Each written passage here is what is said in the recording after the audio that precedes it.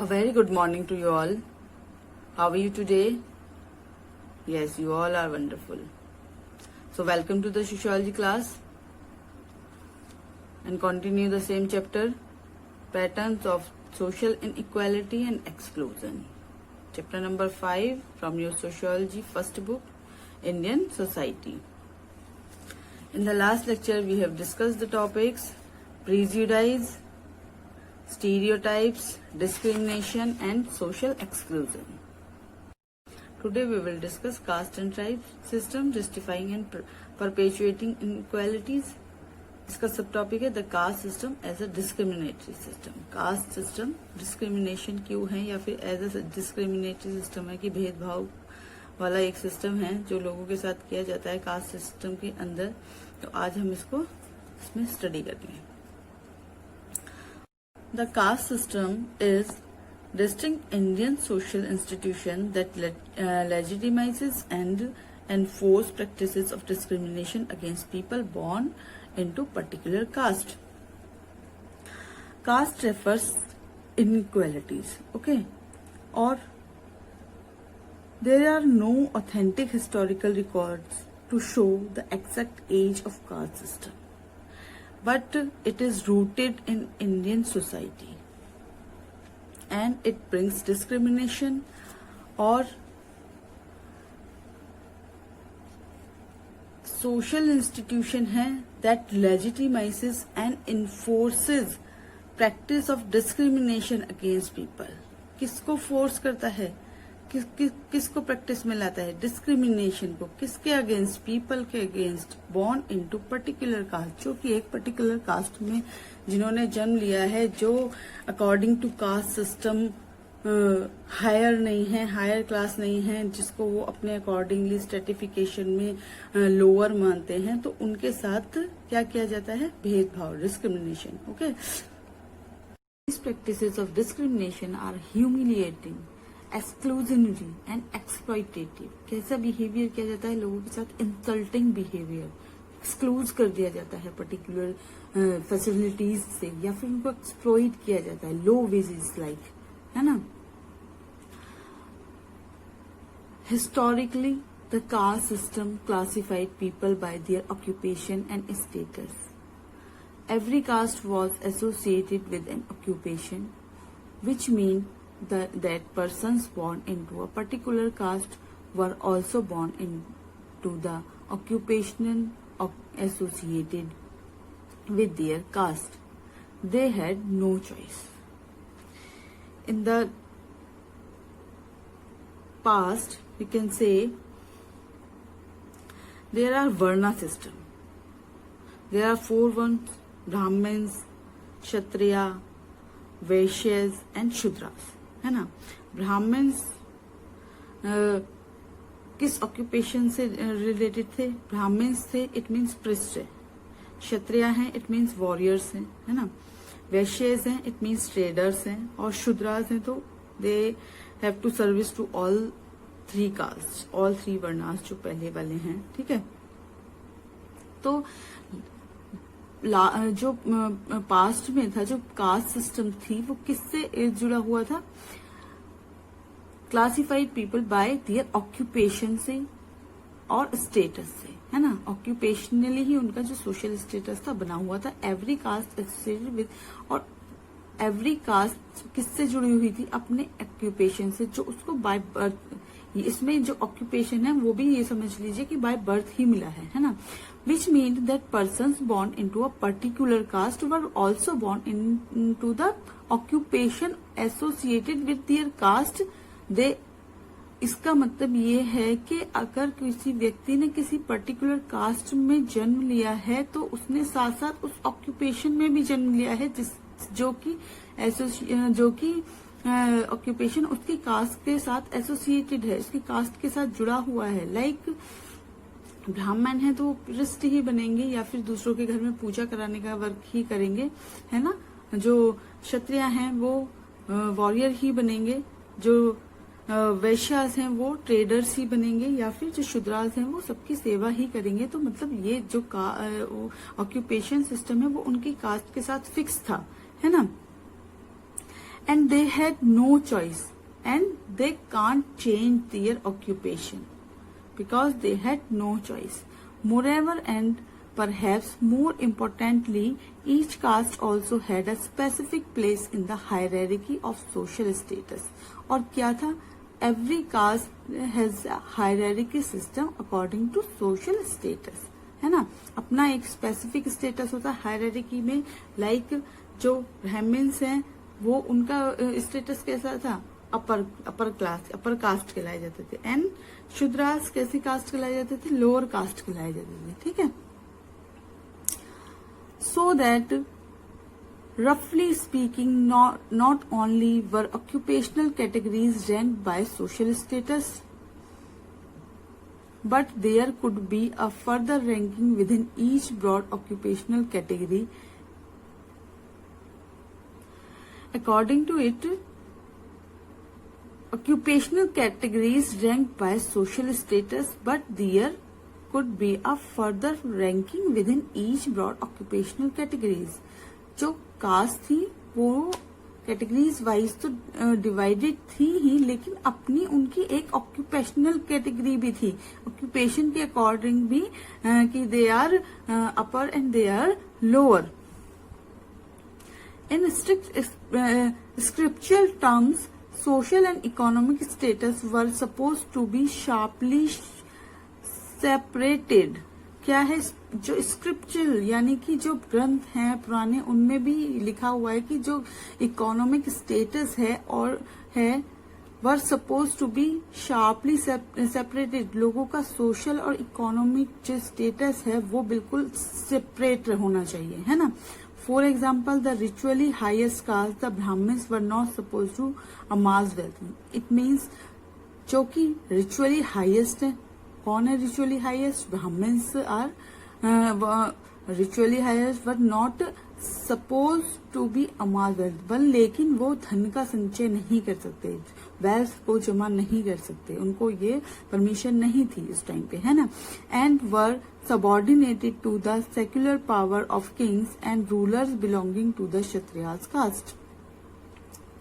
तो it means Brahmins जो थे उस टाइम पे जो रिचुअली हाईएस्ट कहा जाता था, जिनको वर्ण सिस्टम में जिनको हाईएस्ट पोजीशन प्राप्त थी सोसाइटी में, वो धन को संचय नहीं कर सकते थे, जोड़ मतलब पैसे इकट्ठा नहीं कर सकते थे. और किसकी उस पे रहते थे कृपा पे? वो जो वहां के किंग्स होते थे या फिर जो क्षत्रिय थे उनके ऊपर डिपेंड थे. किस चीज के लिए? अपनी लाइवलीहुड के लिए. ठीक है. And on the other hand, despite having the highest secular status and power, the king was subordinated to the Brahmin in the Hindu religious sphere. यानी कि जो ब्राह्मण्स थे वो वेल्थ इकट्ठा नहीं कर सकते थे, वो जो क्षत्रियाज हैं उन पर डिपेंड होते थे. लेकिन जो क्षत्रियास थे वो भी अपने जितनी भी उनको अपने रिचुअल्स वो करानी होती थी, प्रैक्टिस में लानी होती थी, वो सब किसके थ्रू कराते थे? ब्राह्मण्स के थ्रू करा सकते थे. अब इसका मतलब हम कह सकते हैं बोथ आर इंटर रिलेटेड. जो 4 वर्णास थे in Vedic period, all are interrelated but और आर इंटर रिलेटेड और इंटरडिपेंडेंट. बट उसके बाद जो वैदिक पीरियड है उसके बाद ही डिस्क्रिमिनेशन इम्प्रूव हुआ है कास्ट सिस्टम के अंदर. बिफोर इट डिस्क्रिमिनेशन नहीं था. ये it is proved by our जो हमारे ग्रंथ हैं या फिर जो कह सकते हैं ये रामायण है, महाभारत है, इसके थ्रू ये प्रूव भी हो चुका है ना. However in actual historical practice economic and social status tended to coincide. लेकिन ये नहीं कह सकते कि ऐसा प्रैक्टिस में भी होगा कि जो ब्राह्मण्स थे वो वेल्थ को इकट्ठा नहीं कर सकते थे. देयर वॉज दस a fairly close correlation between social status and economic status. Fairlie relation है किसके बीच? इकोनॉमिक स्टेटस के बीच और सोशल स्टेटस के बीच. इसको तो आप आज भी देख सकते हैं कि जो ज्यादा रिच है वो उसका स्टेटस सोसाइटी में कैसा होता है? बहुत अच्छा होता है. जो रिच नहीं है उसका स्टेटस अच्छा नहीं होता, उससे लोग इतना ज्यादा वो नहीं रखते, मतलब नहीं रखते, है ना. The high cast were almost invariably of high status in modern times and particularly since the 19th century. The high caste were almost invariably of high status. जो हाई कास्ट हैं उनका स्टेटस भी कैसा होता था, इकोनॉमिक स्टेटस भी उनका कैसा होता था, इकोनॉमिक स्टेटस भी उनका हाई होता था. While the low caste were almost always low economic status. और जो कि लो कास्ट है उनका इकोनॉमिक स्टेटस कैसा था, उनका इकोनॉमिक स्टेटस भी लो था. In modern times and particularly since the 19th century. आज भी ऐसा ही है, मॉडर्न टाइम में भी ऐसा ही है और 19th सेंचुरी में भी क्या था, 19th सेंचुरी में भी ऐसा ही था कि जिन पीपल का इकोनॉमिक स्टेटस अच्छा है उनका क्या होगा, उनका सोशल स्टेटस भी अच्छा होगा. जिनका इकोनॉमिक स्टेटस अच्छा नहीं है उनका सोशल स्टेटस भी अच्छा नहीं होगा. ये तो प्रैक्टिस में आप अब भी देख सकते हैं, सोसाइटी में अपनी आप अब भी देख रहे होंगे ये चीजें, तो है ना. The link between caste and occupation has become much less rigid. लेकिन क्या हुआ आगे मॉडर्न सोसाइटी में चेंजेस क्या आए. द लिंक बिटवीन कास्ट और ऑक्यूपेशन का जो लिंक था वो क्या हो गया, लेस हो गया, है ना. अब ऐसा नहीं था पहले की तरह कि जिसने कास्ट में जिस कास्ट में वो बॉर्न हुए हैं उससे रिलेटेड जो ऑक्यूपेशन है वो उनको वही करना होगा, है ना. दे कैन चेंज नाउ, है ना. Ritual religious prohibitions or on occupational change are not easily imposed today. आज इजीली हम इम्पोज नहीं कर सकते क्या. जो ऑक्यूपेशनल की प्रोविजंस जो लोगों के ऊपर लगाई गई थी पहले अकॉर्डिंग टू वर्णा सिस्टम, वो आज इस प्रैक्टिस में नहीं लाई जाती है. लोगों को जल्दी से उनको इम्पोज नहीं किया जाता, है ना, किया जा सकता. Moreover, compared to 100 or 50 years ago, the correlation between caste and economic status is also weaker. Rich and poor people are to be found in every caste. और क्या हुआ है साथ साथ मॉडर्न जैसे जैसे हमारी जो सोसाइटी है वो मॉडर्न होने लगी है, तो क्या हुआ कंपेयर टू 100 और 50 years ago the correlation between caste and economic status. किस के बीच संबंध, जो कास्ट का और इकोनॉमिक जो रिलेशनशिप हुआ है वो इकोनॉमिक स्टेटस जो है इज ऑल्सो वीकर. कैसा हुआ है, वीकर हुआ है.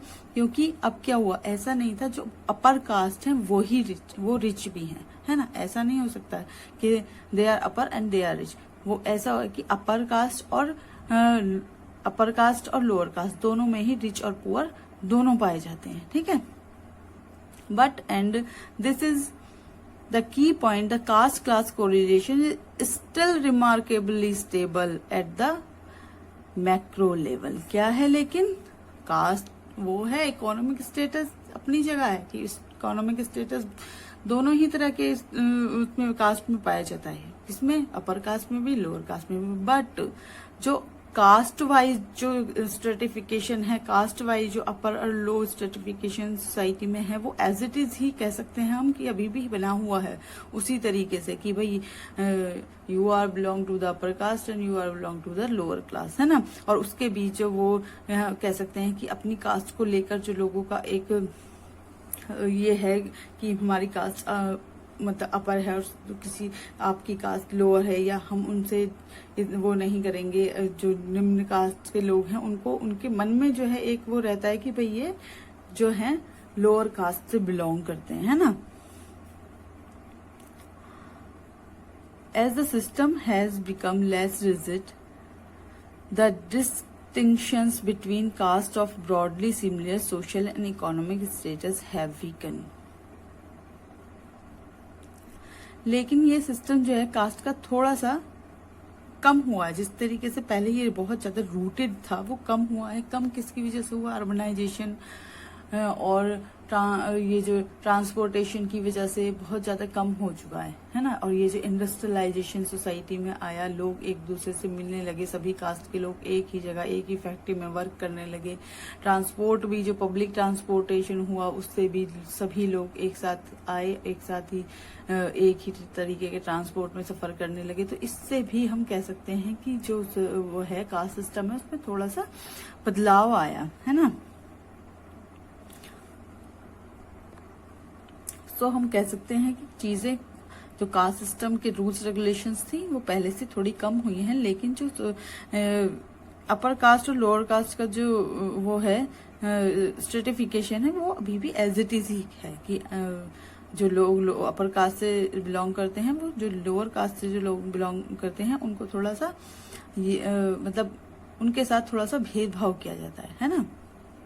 Students, look at this box number 5.1. It is your homework to read this and tell me what is this. Okay, मैं क्वेश्चन पुटअप्स करूंगी आपसे इसके बारे में जूम क्लास में. ओके, तो इसको पढ़ना. देखिए, this table describe everything. Table 1, percentage of population living below the poverty line 1999 से 2000 तक की टेबल है ये. और इसमें कास्ट दी हुई है, caste and community groups. Schedule tribes, schedule caste, OBC यानी कि अदर बैकवर्ड कास्ट, और यूसी यानी कि देखो यहाँ पे दिया हुआ अपर कास्ट है ना. Upper caste Muslim, upper caste Hindu, upper caste Christian, upper caste Sikh, upper caste others.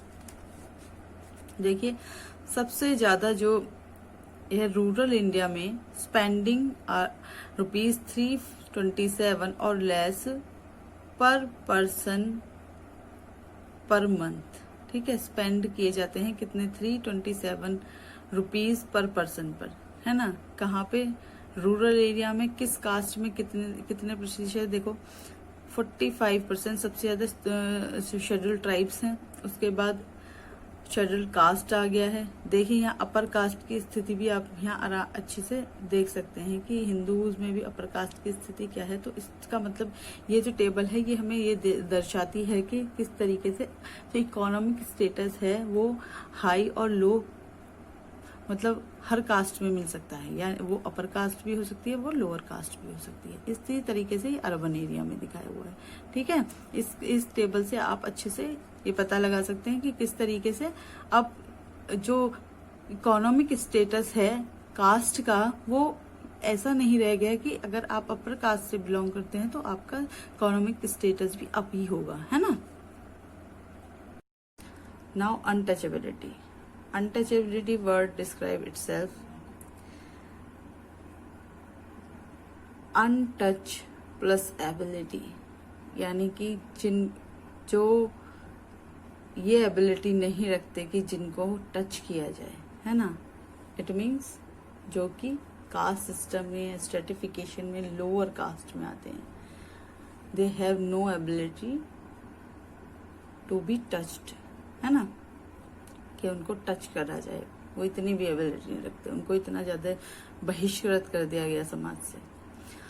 Untouchability and extreme and particularly vicious aspect of the caste system that prescribes extreme social sanctions against members of caste located at the bottom of the purity pollution scale. Untouchability एक ऐसा हम कह सकते हैं कि caste system का एक ऐसा दोष है, एक ऐसा नियम बनाया हुआ है ऐसे लोगों के लिए जो कि कास्ट सिस्टम में कैसा स्थान रखते हैं, जो बॉटम में, जो बिल्कुल नीचे स्थान रखते हैं कास्ट के में. और किसके स्केल पर? प्योरिटी एंड पोल्यूशन के स्केल पर. प्योरिटी और पोल्यूशन का मैंने आपको पहले भी बता चुकी हूँ. पर क्या है ये कि जो कि अपर कास्ट से बिलोंग करते हैं, 4 वर्णास हैं. 4 वर्णास में जो अपर कास्ट से बिलोंग करते हैं वो प्योर हैं, है ना. और जो उसके बाद जो कास्ट वाइज का कास्ट सर्टिफिकेशन में नीचे आते जाते हैं वो इम्प्योर होते जाते हैं. और जो कि सबसे नीचे हैं वो सबसे ज्यादा इम्प्योर हैं, है ना. तो ये प्योरिटी एंड पोल्यूशन का कॉन्सेप्ट है कास्ट सिस्टम में. Strictly speaking the untouchable caste are outside of caste hierarchy. और अगर सच में ही कहा जाए तो जो अनटचेबल लोग होते हैं वो कास्ट सिस्टम में होते ही कहाँ हैं? वो तो कास्ट सिस्टम से बाहर ही होते हैं, है ना. उनका कास्ट सिस्टम में कोई वर्क नहीं होता, कोई वो उनको इम्पोर्टेंस नहीं दी जाती, तो वो होते ही नहीं है. वो तो आउटसाइडर्स ही होते हैं. They are considered to be so impure that their mere touch severely pollutes members of all other caste. उनको क्या कह दिया जाता है कि दे आर इम्प्योर हैं. और जो अदर कास्ट के लोग हैं वो उनके टच से भी कैसे हो जाते हैं? इम्प्योर हो जाते हैं. Bringing terrible punishment for the former, forcing the latter of perform elaborate purification rituals. और क्या होता है, मतलब इतना ज्यादा किसी के साथ कैसे किया जा सकता है कि आप सोचिए कि अगर कि किसी की इतना ज्यादा मतलब प्योरिटी और पोल्यूशन का जो कॉन्सेप्ट था वो कास्ट सिस्टम में पहले इतना ज्यादा था कि अगर किसी व्यक्ति की जो जिन्हें अनटचेबल माना गया है उनकी अगर छाया भी किसी दूसरे व्यक्ति पर पड़ गई तो मतलब जो वो लोग थे जो अनटचेबल थे उनको बहुत ज्यादा पनिशमेंट मिलता था। और क्या होता था, जो वो लोग थे जिनके ऊपर जिनसे वो छू जाते थे या उनके ऊपर उनकी छाया पड़ जाती थी तो उनको एक प्यूरिफिकेशन रिचुअल करनी पड़ती थी, शुद्धिकरण जिसे कहते हैं ना। तो in fact notions of distance pollution exist in many reasons of India, particular in the south. तो क्या था, ये जो डिस्टेंस था उसको लेके पोल्यूशन को कि अब ये जो अनटचेबल है ये दूर रहे, वो एग्जिस्ट करता था। और कौन से रीजन में ज्यादा, साउथ में, है ना। Such that even the mere presence of the shadow of an untouchable person is considered polluting. देखिए यहाँ पे दिया हुआ है शेडो ऑफ अनटचेबल पर्सन, कि इतना ज्यादा ये फैला हुआ था अनटचेबिलिटी का वो कॉन्सेप्ट कास्ट में पहले, कि लोगों की जो अनटचेबल थे उनकी शेडो पड़ना भी लोग बुरा मानते थे, है ना। Despite the limited literal meaning of the word, the institution of untouchability refers not just to the avoidance of prohibition of physical contact but to a much broader set of the social sanctions। लेकिन साथ साथ क्या था कि untouchability किसको refer कर रही थी, ये नहीं कि फिजिकल कांटेक्ट को ही रेफर करती थी, ये कुछ सोशल सैंक्शंस भी लोगों के ऊपर लगाती थी, है ना। कि ये कर सकते हैं, यहाँ जा सकते हैं, यहाँ नहीं रह सकते, यहाँ नहीं बैठ सकते, मतलब बहुत सारी चीजें थी सोशल सैंक्शंस तो उनके ऊपर जो अनटचेबल लोग कहे जाते थे अकॉर्डिंग टू कास्ट सिस्टम उन पे लगाई गई थी। ठीक है, important to defining the phenomenon, कि ये बताना जरूरी है कि किस तरीके का जो अनटचेबल पीपल होते थे उनके साथ कैसा व्यवहार किया जाता था। इंसल्टिंग बिहेवियर किया जाता था उनके साथ, उनको एक्सप्लॉइट किया जाता था। Although other caste are also subjected to subordination and exploitation to some degree, they do not suffer the extreme forms of exclusion reserved for untouchable। और जो लोअर क्लास थी उनके साथ भी क्या था, एक्सप्लॉइटेशन उनका भी किया जाता था, लेकिन वो उससे थोड़ा कम होता था जो कि अनटचेबल लोग थे। Like Dalits experience forms exclusion that are unique and not practice against other groups. जो कि दलित्स के साथ किया जाता था वो और भी वो हम कह सकते हैं वो और भी यूनिक है, वो और लोगों के साथ वो नहीं किया जाता था जो कास्ट सिस्टम या अपर कास्ट पे थे, वो उनके साथ नहीं किया जाता था। जैसे कि being prohibited from sharing drinking water sources, यानी कि ड्रिंकिंग वाटर जो सार्वजनिक कुएं थे उनसे वो जो कि विलेज में पहले लगे हुए होते थे वो उनसे वो पानी शेयर नहीं कर सकते थे जहां से सभी लोग लेते थे। और practicing in collective religious worship, और रिलीजियस वर्शिप नहीं कर सकते थे वो, जहाँ पे सभी लोग पूजा करते थे वहां पे पूजा करने नहीं जा सकते थे। Social ceremonies and festivals at the same time, और सभी के साथ मिलकर सोशल जो सेरेमनीज होती थी, फेस्टिवल्स होते थे, उनको मना नहीं सकते थे। आपकी बुक में भी दिया गया है कि जो अनटचेबल लोग हैं या फिर जिनके कास्ट के साथ उनका प्रोफेशन फिक्स कर दिया गया है, जो अनटचेबल लोग हैं या फिर जो कि जिनको कहा गया है लोअर कास्ट के लोग हैं, वो क्या वर्क करते हैं, है ना, किस तरीके का वर्क उनसे कराया जाता है सोसाइटी में। ठीक है, देखिए एक स्टोरी टाइप मतलब दिया हुआ है, एक नारायण अम्मा है, उनके बारे में बताया गया है कि वो एक म्यूनिसिपैलिटी वर्कर हैं। तो वो अपने बारे में यहाँ खुद बता रही हैं कि किस तरीके से वो उनके साथ बिहेवियर किया जाता है। The everyday ordeal of a Dalit stranger, जो दलित जो म्यूनिसिपैलिटी वर्कर होते हैं या फिर जो वो काम करते हैं जैसे कि टॉयलेट साफ करने वाला, है ना, तो उनका पूरा दिन किस तरीके से निकलता है या उनके साथ लोग किस तरीके से बिहेव करते हैं वो इस स्टोरी में बताया गया है। कि among the estimated 8 million manual stranger in India में कम से कम 8 मिलियन ऐसे लोग हैं जो स्क्वेंजर्स का काम करते हैं। Narayan Amma who work in 40 seats public latrine in Anantapur municipality in Andhra Pradesh. Narayan Amma भी उनमें से ही एक हैं जो 400 सीट के पब्लिक टॉयलेट में एज अ म्यूनिसिपैलिटी वर्क करती हैं। अनंतपुर का आंध्र प्रदेश में ये है।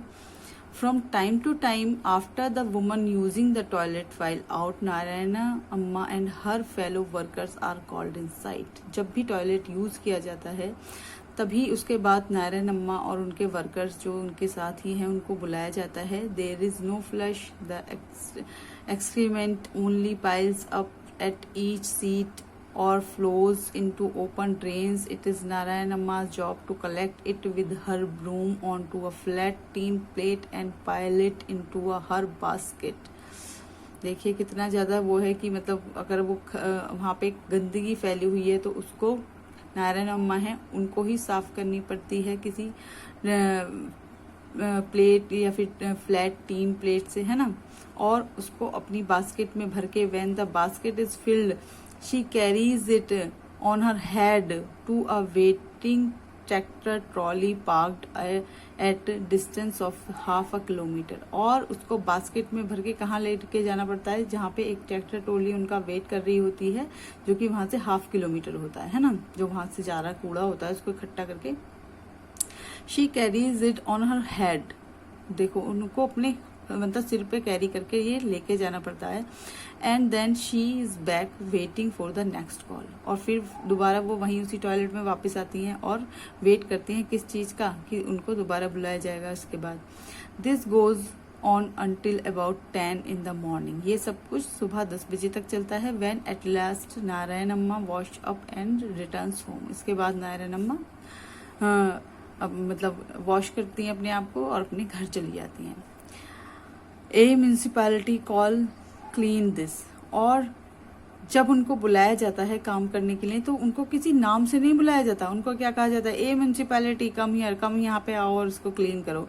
Is how most people call out to Narayan Amma and her fellow workers when they walk down the road. और इसी तरीके से उनका बिहेव मतलब लोग उनके साथ बिहेव करते हैं जब वो मतलब अपना काम कर रही होती है तो ए म्यूनिसिपैलिटी करके। It is as though we do not have a name, वो कहती हैं कि हमें ऐसा लगता है कि जैसे कि हमारा कोई नाम ही नहीं है। She says and often they cover their nose when we walk past and through we smell. वो कहती हैं कि जब हम बाहर जाते हैं लोगों के पास से गुजरते हैं तो वो अपना फेस कवर कर लेते हैं जैसे कि हमारे अंदर से स्मेल आ रही है ना। We have a wait until someone turns on a municipal tap और works a hand pump when we fill water so that these are not polluted by our touch. और वो कहती हैं आगे कि हमें वेट करना पड़ता है जब अगर हमें म्यूनिसिपल टैप या हैंडपंप से वाटर लेना होता है तो हमें वेट करना पड़ता है कि कोई उस मतलब उसको पानी को चालू कर दे, हैंडपंप को चालू करे या टैप को खोल दे जिससे कि हम पानी भर सकें। कि वो कहती है कि ऐसा लगता है कि जैसे हमारे छूने से ये कैसा हो जाता है, ये पोल्यूट हो जाएगा water. In the tea stalls we do not sit with the others on the benches. कहती हैं कि हम जो टी स्टॉल पे जब जाते हैं तो हम अदर लोगों की तरह जो बेंचेस वहाँ पे पड़ी हुई होती हैं उन पर नहीं बैठ सकते।